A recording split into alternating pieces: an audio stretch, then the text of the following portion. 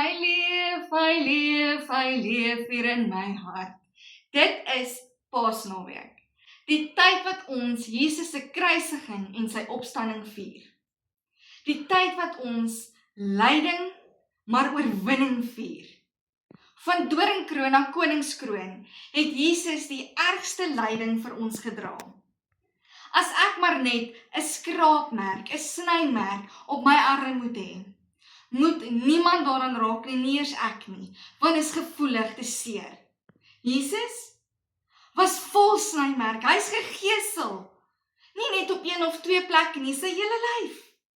Doringkroon ingedruk dat die bloed loop.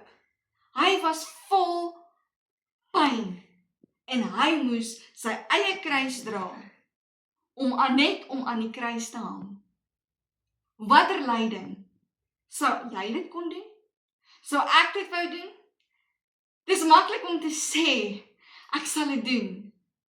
Maar Jesus het die ergste lyding verduur, moontlik, menslik kon indink, sodat ons kan lewe.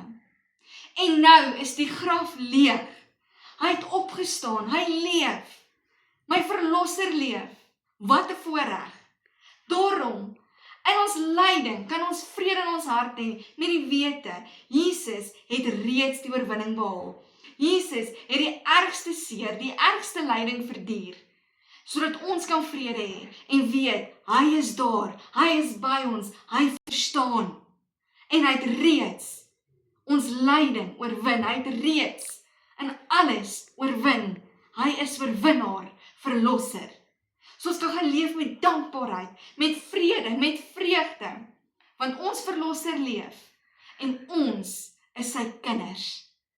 En daardie vrede gaan alle verstand te bowe.